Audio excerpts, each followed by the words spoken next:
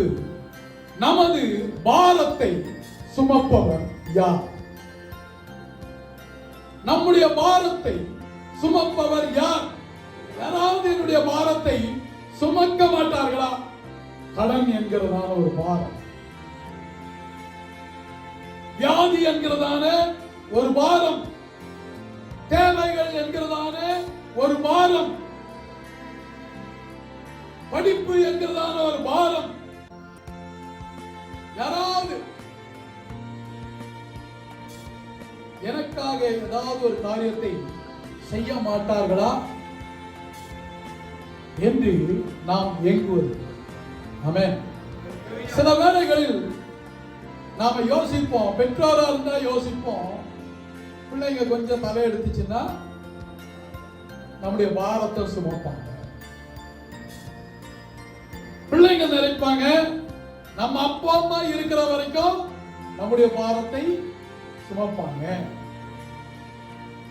சகோதர சகோதரிகள் இருந்தால், என் அண்ணன் இருக்கிறான், என் அக்கா இருக்கிறா, என் தங்கை இருக்கிறா, என் தம்பி இருக்கிறா, என்னுடைய பாரத்தை சுமப்பாங்க. உறவினர்கள் இருந்தா, இந்த உறவினர் கொஞ்சம் வெயிட்டா இருக்கிறார், அவர் உடல் சுற்றளவில் சொல்ல எல்லா விதத்திலும் அவர் கொஞ்சம் செல்வாக்கான ஆளு, அவர் என்னுடைய பாரத்தை சுமப்பார் என்று சொல்லி ஒருவேளை நாம் எதிர்பார்த்து ஏமாற்றத்தோடு இந்த நாளிலே கர்த்தருடைய ஆலயத்திற்குள்ளே நாம் வந்திருப்போம் என்றால், இந்த காலை வேளையில் கர்த்தருடைய வார்த்தை உங்களுக்கு நேராக கடந்து வருகிறது. நான் உங்கள் பாரத்தை சுமப்பேன் என்று ஆண்டவர் சொல்கிறார். ஹல்லேலூயா. நானே உங்கள் பாரத்தை சுமக்கிறவர். யாரும் உங்க பாரத்தை சில டைம்ல சுமக்க முடியாது, சுமக்க மாட்டாங்க.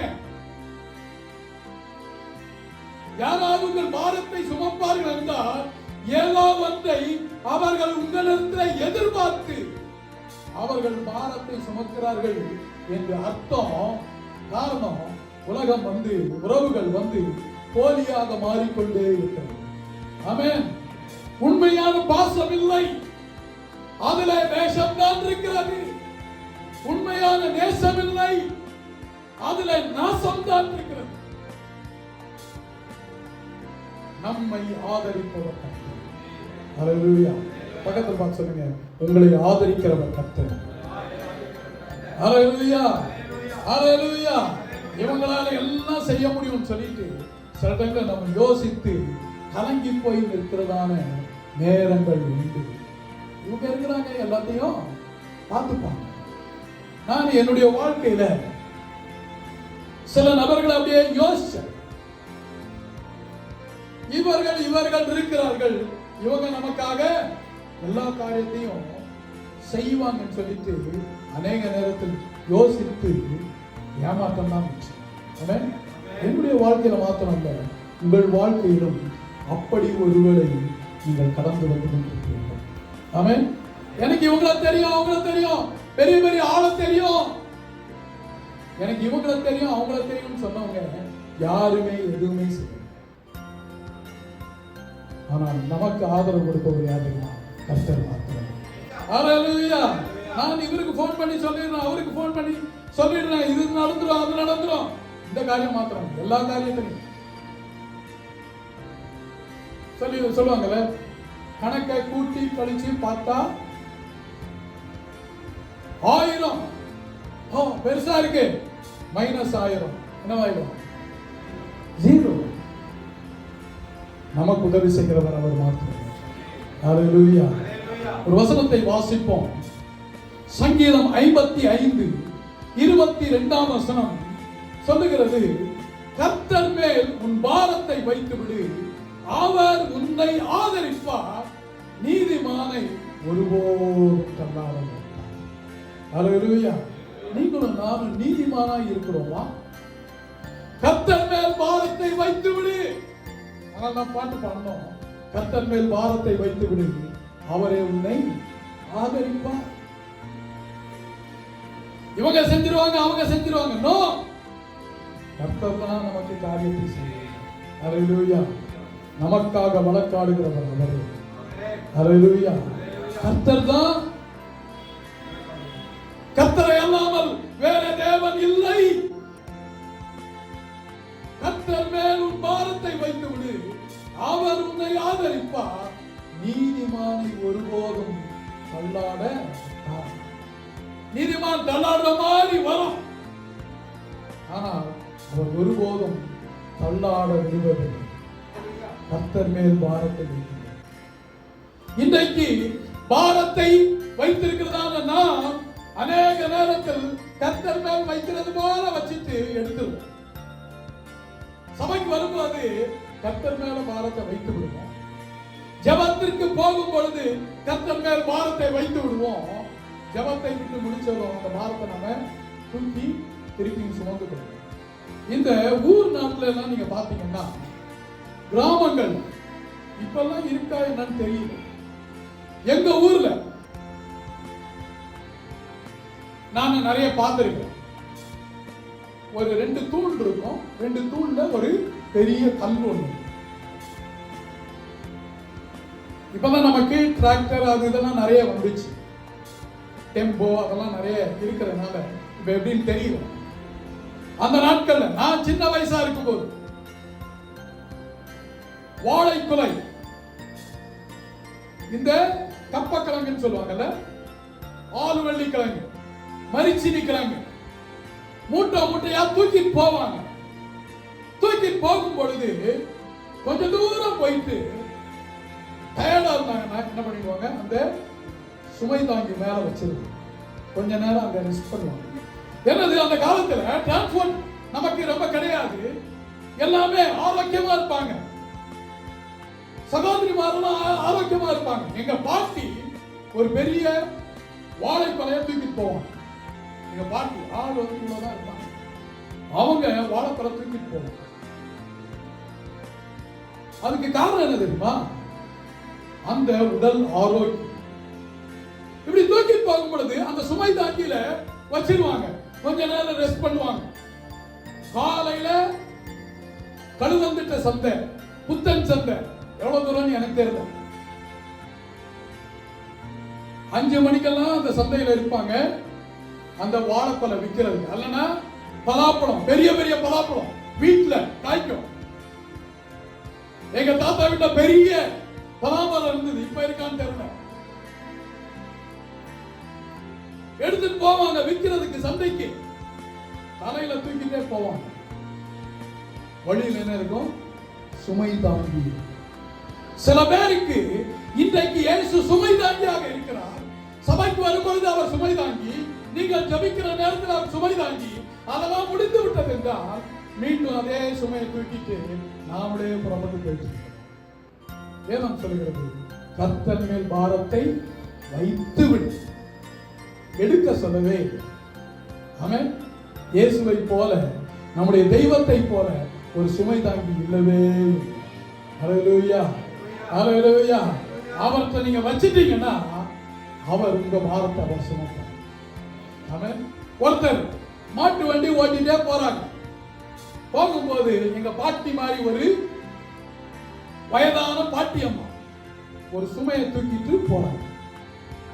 இந்த வண்டி ஓட்டுறவர், மாட்டு வண்டி ஓட்டுறவர் என்ன யோசிச்சாரு, பாவம் வயசானவங்க இப்படி சுமையை சுமந்துட்டு போறாங்களே அப்படின்னு சொல்லிட்டு, வாமா கொஞ்சம் மாட்டு வண்டியில ஏறிட்டீங்க, ரொம்ப கஷ்டப்பட்டு தூக்கிட்டு போறீங்க அப்படின்னு சொல்லிட்டு ஏற சொல்லிட்டார். ஏறிட்ட பிறகு இவர் பாட்டுக்கு வண்டி ஓட்டிட்டே போறாரு. கொஞ்சம் தூரம் போயிட்டு திருப்பி பார்க்கிறாரு, இன்னும் அந்த பாட்டிமா தன் தலையில சுமையை சுமந்துட்டு சுமக்கிற இவரே அவங்க கஷ்டப்படுறாங்கன்னு சொல்லிட்டு ஏத்தினார் வண்டியில. என்னம்மா இன்னும் நீங்க சுமைய இறக்கலையா? ஏன் இறக்கல? நீங்க என்னதான் ஏத்துறீங்க, மாட்டுக்கு ரொம்ப சுமையா இருக்கும்ல, அதனால நானு தூக்கி இன்னும் தலையில வச்சிருக்கிறேன். தலையில தூக்கி இருந்தாலும் மாட்டுக்கு தானே சொன்னேன். சில டைம்ல நாம இப்படிதான் ஆண்டவருடைய சமூகத்திலே வந்து நம்முடைய பாரத்தை எல்லாம் கொட்டி விடுக்கிறோம். கொட்டினாலும் போகும்போது அப்படியே தூக்கி எடுத்துட்டே இருக்கோம். அந்நாள் பிள்ளை இல்லை என்பது அவளுடைய பாரம். அந்நாளுக்கு பிள்ளை இல்லை, கூட இருக்கிறதான இன்னொருத்தி. எல்கானாவுக்கு 2 மனைவிகள். ஒரு மனைவி இவளை பார்த்து ஏளனமா சிரிக்கிறா. இன்னும் பிள்ளை இல்ல. வருஷம் தோறும் தேவனை ஆராதிக்க அவர்கள் எருசலேமுக்கு கடந்து போவார்கள். கடந்து போகும் பொழுது இவன் போற டைம்ல எல்லாம் அழுகதான். அப்படி போகிறதான ஒரு வேலை தேவனுடைய ஆலயத்திலே போய் விட்டு தன்னுடைய பாரத்தை அப்படியே விட்டுட்டான். அங்க இருந்ததான பாஸ்டர் ஏலி, ஆசாரியன் ஏலிக்கு இந்த அம்மா புலம்புறது குடித்திருக்கிறவனை போல அவனுக்கு தெரிந்தது. எது வரைக்கும் நீ குடித்திருப்பாய், எது வரைக்கும் நீ வெறித்திருப்பாய் என்று அவன் பேசுறான். பேசும் பொழுது அண்ணல் சொல்லுகிறான், நான் மனக்லேசமுள்ள ஒரு ஸ்திரீ, தேவனுடைய சமூகத்தில் என்னுடைய பாரத்தை ஊட்டிக் கொண்டிருக்கிறார். அல்லேலூயா. தேவனுடைய சமூகத்தில் அந்த பாரத்தை ஊட்டிக் கொண்டிருக்கிறார். வேதம் சொல்லுகிறது, அன்னாள் எப்பொழுது தேவனுடைய சமூகத்தில் வந்து பாரத்தை ஊற்றினாலும், ஏலி எப்பொழுது அவளிடத்தில் பேசினானோ, ஏலி சொல்றாரு, ஆண்டவர் விண்ணப்பத்தின்படியே செய்வார். வேதம் சொல்லுகிறது, அப்புறம் அவள் போய் துக்கமுகமாய் இருக்கவில்லை. அல்லேலூயா. அதுதான் என்ன தெரியுமா? பாரத்தை வைத்து விட்டு போகிறது. ஆமென். தேவனுடைய சமூகத்தில் பாரத்தை இறக்கி வைத்து விடுகிறோமா, அல்லது போகும் பொழுது திருப்பி தூக்கிட்டு போகிறோம்?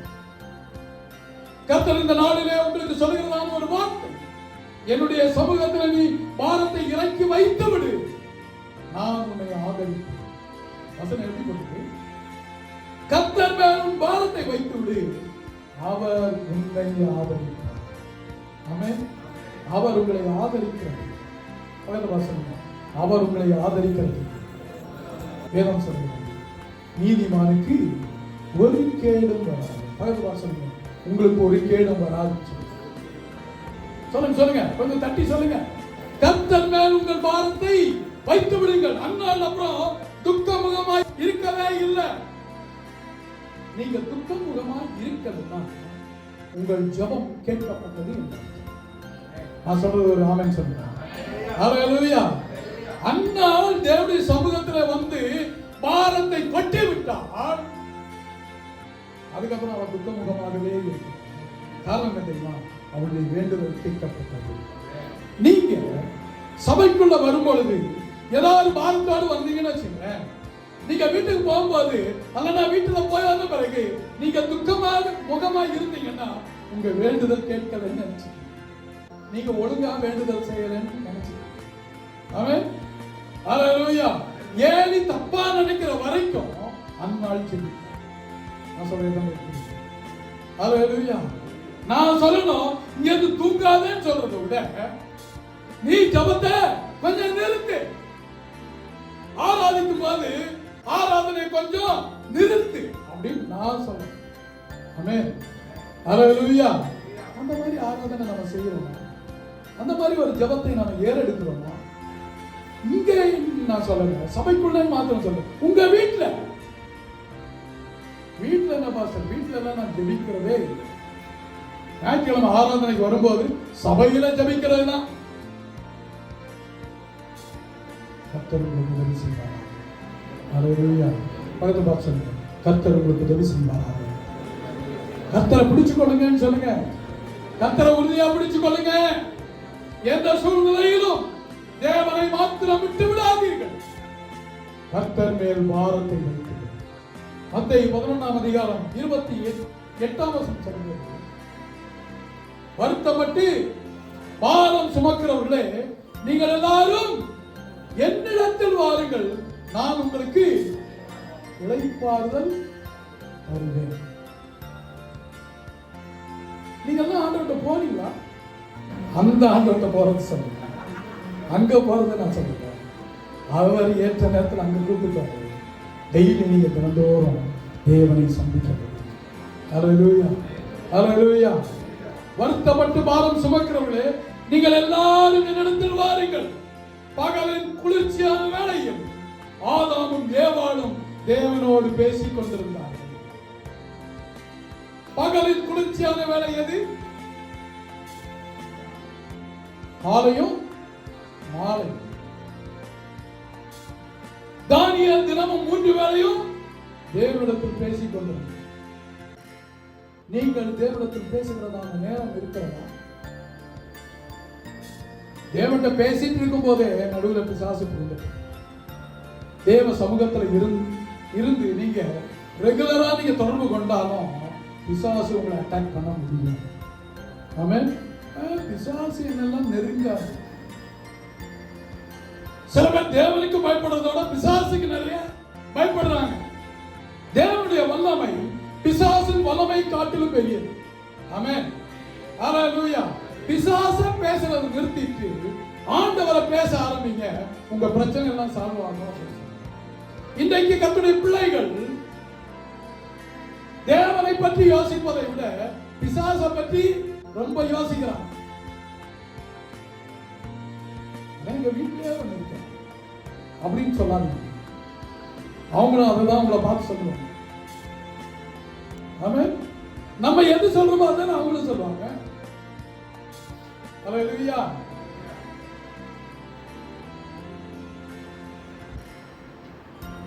கர்த்தர் உங்களுக்கு கிருபையாக இருப்பார். ஆமென். நீங்க உங்க வீட்டுக்காரர் பிசாசுன்னு சொன்னீங்கன்னா அவர் உங்களை பார்த்து இந்த பிசாசுன்னு உங்களை பார்த்து சொல்லுவாங்க. பிள்ளைகளை பார்த்து இதெல்லாம் ஒரே குட்டி சாத்தானா இருக்குன்னு சொன்னீங்கன்னா இந்த பெரிய சாப்பாடு எப்படி இருக்குன்னு பிள்ளைங்க மனசுல நினைச்சுப்பாங்க. சில சொல்ல மாட்டாங்க. உங்களையா இன்னும் நீங்க சாவீங்க. ஆண்டவருக்கு ஸ்தோத்திரம் சொல்லுங்க. ஹல்லேலூயா. ஹல்லேலூயா. தேவன் உங்களுக்கு தீர்க்காயுசை தருவார். இருக்கிற முடியெல்லாம் மொட்டையாகிற வரைக்கும் தேவன் உங்களுக்கு உதவி செய்வார். ஹல்லேலூயா. தேவனை உயர்த்துகிறோமா? கர்த்தரை பிடிச்சுக்கிறோமா? சடுல பிரச்சனையை பத்தியே பேசிட்டு இருப்போம். நான் எடுத்து வச்சேன். இப்ப சைட் ட்ராக் ஆகி போயிட்டே இருக்கிறேன். இஸ்ரவேல் ராணுவம் அந்த 7ஆம் பள்ளத்தாக்குல 40 நாளும் கோலியாத் ரொம்ப பெரியவன் நினைச்சுக்கிட்டா இருந்தாங்க. எத்தனை நாள்? 40 நாள். நீங்க எது பெருசா இருக்குன்னு நினைக்கிறீங்களோ அது உங்க வாழ்க்கையில பெருசா தான் இருக்கு. ஆமென். ஹல்லேலூயா. ஒரே ஒரு தாவீது வந்து சொன்னா, இந்த கோலியாத் விருத்த சேதனம் இல்ல பெலிஸ்தன் எம்மாத்திரம். 40 நாள் சவுல் ஐயோ கோலியாத் எவ்வளவு பெரியவன். இஸ்ரவேலின் முழு சேனையும் கோலியாத் எவ்வளவு பெரியவன். பிசாசு பெரியவன் சொன்னா அவன் பெரியவனா தான் இருப்பான். என் தேவன் உலகத்தில் இருப்பவன் உங்களில் இருப்பவர் பெரியவன். கரங்களுக்கு ஆண்டவரை மகிமைப்படுத்துகிறார்.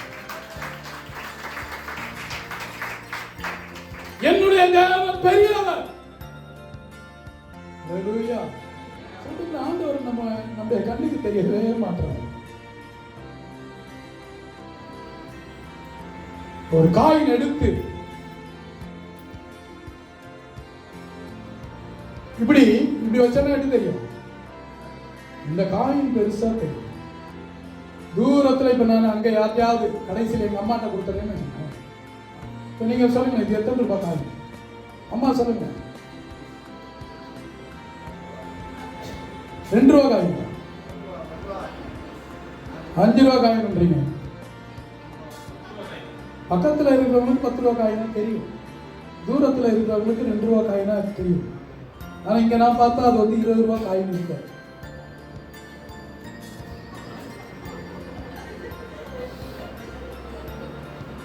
$10 காயின். நீங்க கவனமா இருக்கிறீங்களான்னு யோசிக்கணும். ஹல்லேலூயா. பிரச்சனையை தூரமா வச்சிருங்க. இந்த காயில பக்கத்துல வச்சது போல ஆண்டவர் பக்கத்துல வச்சிருக்க. அவர் தான் உங்களுக்கு தென்படுவார். கோலியாத் இருக்கிறதான களத்திலே தாவீது வந்த பொழுது தேவனை அவன் பெருசாக கண்டான். இந்த விருத்த சேதனம் இல்லாத கோலியாத் எம்மாத்திரம். இஸ்ரவேலருக்கு தேவனுக்கு ஒரு பிரதிஷ்டை இருக்கிறது.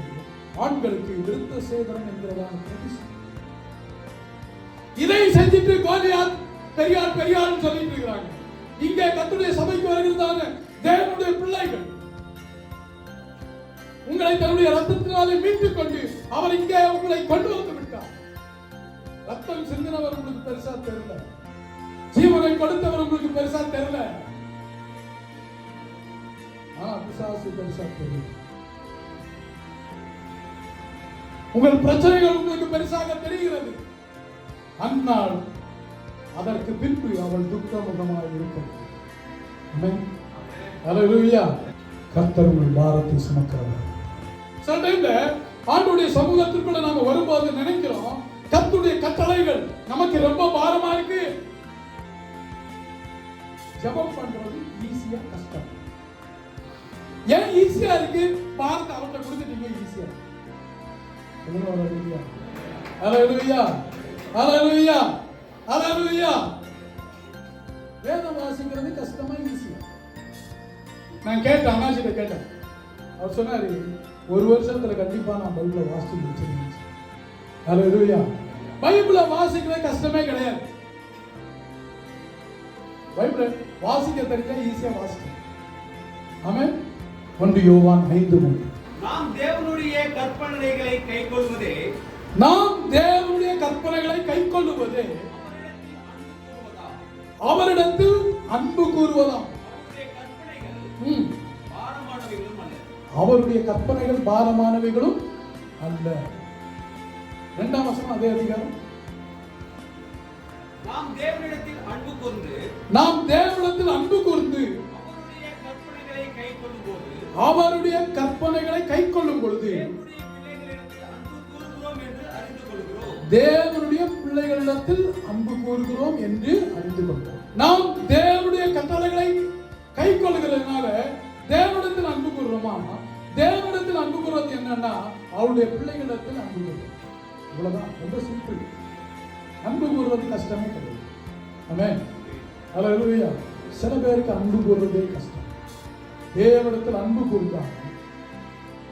ஆண்டவர் சொன்னார், வசனம் சொல்கிறது, காண்கிற சகோதரனிடத்தில் அன்பு கூறாதவன் காணாத தேவனிடத்தில் எப்படி அன்பு கூறுகிறார்? அவருடைய கட்டளைகள் பாரமானவைகள் அல்ல. நம்ம கேலண்டர்ல நீங்க பாத்தீங்கன்னா தேவனுடைய பிரதான கற்பனையை கைக்கொள்ளணும். பிரதான கட்டளை, நீங்கள் புறப்பட்டு போய் சகல ஜாதிகளையும் சீஷராக்குங்க. பிரதான கற்பனை என்னது? ஆண்டவர்ட்ட அன்பு கூறுவது ரொம்ப சிம்பிள். தேவனுடைய கற்பனையை கைக்கொள்வது ரொம்ப சிம்பிள். நம்பர் 1 தேவனிடத்தில் அன்பு. நம்பர் 2 காண்கிற சகோதரர்கள். தேவனுடைய கற்பனைகள் பாரமானவைகள். ஆமென். பெட்ரோல் போடும்போது எப்பொழுதுமே ஒரு வாட்டி ஏர் செக் பண்ணுவேன், அது வழக்கம். பெட்ரோல் போட்டு ஏர் செக் பண்ண போலாம் பார்த்தா அங்க ஒருத்தர் ஒரு போர்டை கட்டிட்டு அப்படி நின்று, ரொம்ப வயசான, என்னுடைய கிட்னி ஃபெயிலியர், எனக்கு சுகர் இருக்கு, எனக்கு கேன்சர் இருக்கு, எனக்கு ஏதாவது உதவி செய்யுங்க. அவர் யார்ட்டையும் எதுவும் கேட்கல, போர்டை கட்டிட்டு அந்த காத்தடிக்கிற இடத்துல அப்படி நின்று என்ன சொல்றாங்கன்னா, காண்கிற சகோதரத்தில் அன்பு கூறாதவன் காணாத தேவனிடத்தில் எப்படி அன்பு? அன்பு கூறுவது ரொம்ப ஈஸி. அன்பு என்பது செயல், வார்த்தை அல்ல. சில நம்ம வார்த்தையிலே இருந்துருவோம், செயல்ல வரதே இல்லை. அன்பு கூறுவது என்பது ஒரு செயல். தேவனிடத்தில் அன்பு கூர்ந்தால் தேவனுடைய ஆலயத்தில் கடந்து, மனிதனிடத்தில் அன்பு கூறுவோம் என்றால் மனிதர்களுடைய தேவைகளை சந்திக்கும். அன்பு கூறுவது என்றது தேவையை சந்திக்கும், அவர்களுக்கு ஆதரவாக இருத்தல். வேதம் சொல்கிறது, கர்த்தர் மேல் பாரத்தை வைத்து அவர் உன்னை ஆதரிப்பார். நாம் கடந்து போகிறதான சூழ்நிலையில அன்பு கூற வாய்ப்பு கிடைக்கும் என்றால் அன்பு கூறுவோம். நமக்கு தெரிஞ்சவங்களுக்கு மாத்திரம் தான் அன்பு கூறும். அது தேவனுடைய அன்பு அல்ல, தெரியாதவங்களுக்கு அன்பு. ஆமென். எபிரேயர் 12:1. ஆகையால், நல்ல கவனிங்க, ஆகையால் மேகம் போன்ற இத்தனை திரளான சாட்சிகள் நம்மை சூழ்ந்து கொண்டிருக்க பாரமான யாவற்றையும், பாரமான யாவற்றையும், பக்கத்துல பார்த்து சொல்லுங்க, பாரமான யாவற்றையும், பாரமான யாவற்றையும். உங்களுக்கு பாரம் என்ன? கேளுங்க, உங்களுக்கு பாரம் என்ன? நீங்க பதில் சொல்லணும். கேட்கிற கேள்விக்கு பதில் சொல்லணும். பக்கத்துல பார்த்து கேளுங்க, உங்களுக்கு பாரம் என்ன? சில பேர் சொல்லுங்க, நானே பூமிக்கு பாரம், சோத்துக்கு தண்டம். அவங்களா சொல்லிப்பாங்க, நொந்துப்பாங்க அவங்கள. பாரமான யாவற்றையும் வாசிங்க.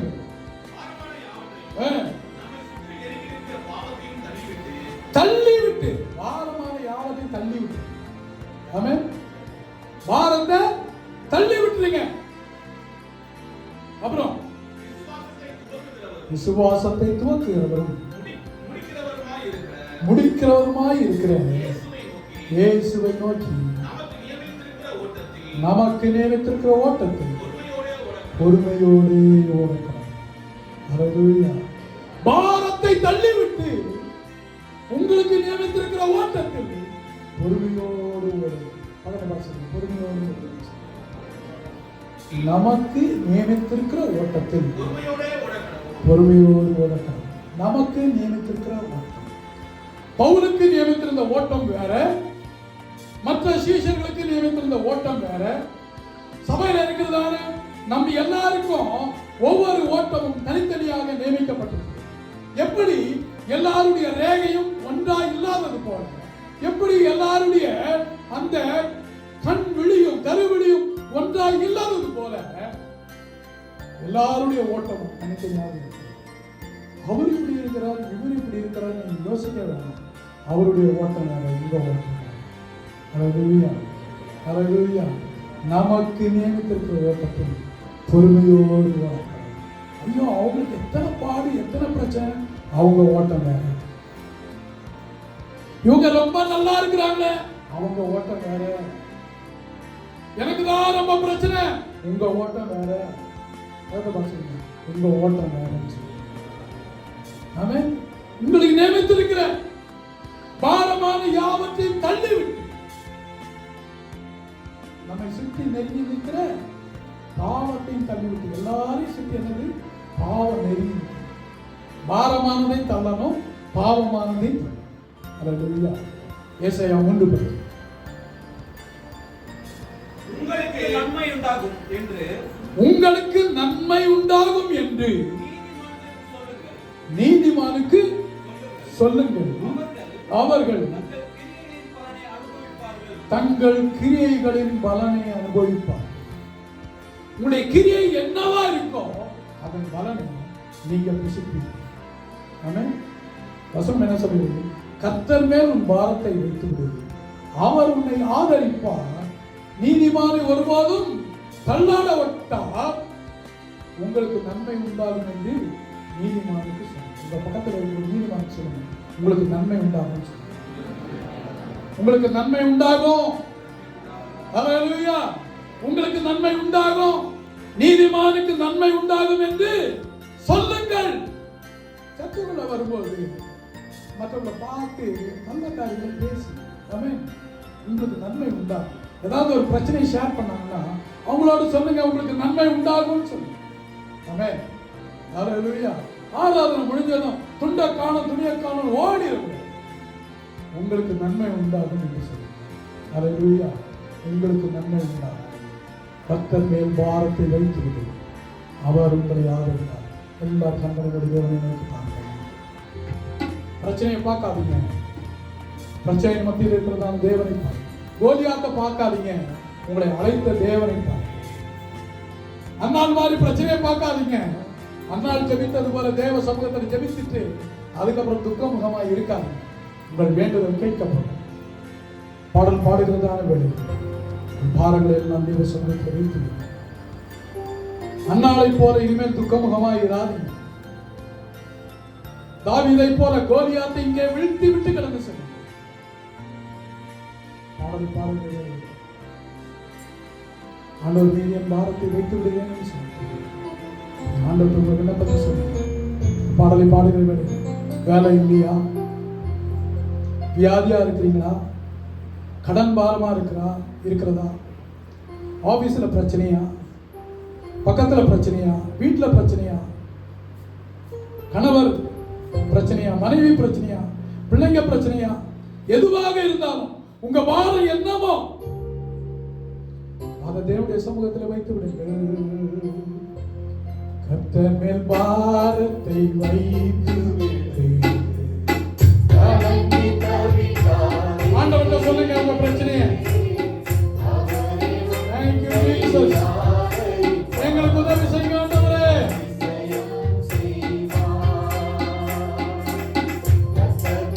நீதிமானை ஒருபோதும் தள்ளாட மாட்டார். உங்களை காக்கிறவர் உமங்க. இதோ இஸ்ரவேலை காக்கிறவர் உறங்குவதும் தூங்குவதும் இல்லை.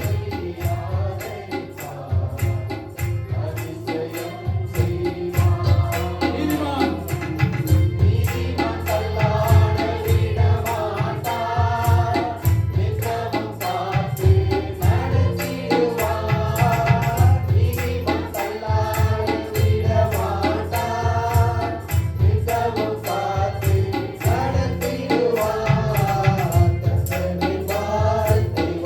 ஆண்டவருக்கு என்னை ஒப்பு கொடுக்கிறேன். எனக்காக ஜெபிங்க சொல்லுகிறவர்கள் இந்த கரங்களை உயர்த்தி காட்டுங்கள். நான் உங்களுக்காக ஜெபிக்கிறேன். எனக்காக ஜெபியுங்கள். எனக்கு பிரச்சனை இருக்கு, எனக்கு பாவம் இருக்கு, எனக்காக ஜெபிங்கள் என்று சொல்லுகிறவர்கள் உங்கள் கரங்களை உயர்த்தி காட்டுங்கள்.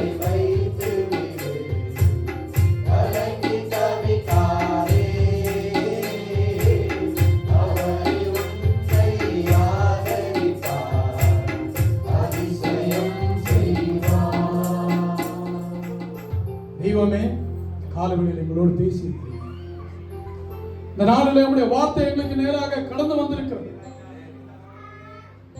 கர்த்தர் மேல் பாரத்தை வைத்து விடு, அவர் உன்னை ஆதரிப்பார். நீதிமானை ஒருபோதும் தள்ளாட விட்டார். நீதிமானுக்கு ஒரு கேடும் வராது, நீதிமானுக்கு நன்மை உண்டாகும் என்று சொல்லுங்கள் என்று வேதம் சொல்லுங்கள். கரங்களை உயர்த்தி ஒப்பு கொடுத்துதான் நம்முடைய பிள்ளைகள் ஒவ்வொருவருக்காக நான் செபிக்கிறேன். யாரெல்லாம் இந்த கர்த்தருடைய வார்த்தை கேட்டார்களோ, கேட்க போகிறார்களோ, அவர்கள் ஒவ்வொருவருக்காக நான் செபிக்கிறேன். பிரச்சனைகள் எல்லாம் மாறட்டும். அன்னாளை போல அவர்கள் இனி துக்கமுகமாய் இருக்க போவதில்லை. கோலியாத்தை ஜெயித்ததான தாவீதை போல கோலியாத்தை வீழ்த்தி விட்டு அவன் அங்கிருந்து வெற்றியோடு கடந்து செல்ல போகிறான். கரங்களை உயர்த்தி நம்முடைய பிள்ளைகளை ஆசீர்வதிங்க. வெற்றியோடு கடந்து போகட்டும். துக்கமுகமாய் இனிமேல் அவர்கள் கடந்து போக வேண்டாம். பாரத்தை எல்லாம் மீது வைத்து விட்டு ஆண்டவரே சமாதானமாய் வாழ உதவி செய்ய தொடர்ந்து பரிசுத்த ஆவியானவர்களோடு பேசுவீர்கள். தேவனுடைய நன்மை உங்களுடைய பிள்ளைகளுக்கு உண்டாகட்டும். தேவனுடைய ஆசீர்வாதம் உங்களுக்கு உண்டாகட்டும். வேண்டுதல்கள் எல்லாம் கேட்கப்படட்டும். ஆண்டவரே, ஏலி அன்றைக்கு சொன்னானே, உன்னுடைய விண்ணப்பத்தின்படியே கர்த்தர் உனக்கு கட்டளையிடுவாராக. அதே வார்த்தை இன்றைக்கு இந்த வார்த்தை கேட்கிறதான ஒவ்வொருவருக்கும் ஆண்டவரே கூறுகிறேன்ப்பா, விண்ணப்பத்தின்படி கர்த்தர் அவர்களுக்கு கட்டளையிடுவாராக. சமாதானத்தோடு பிள்ளைகள் புறப்பட்டு எல்லா துதிகர மகிமையும் உமக்கை செலுத்துகிறோம்.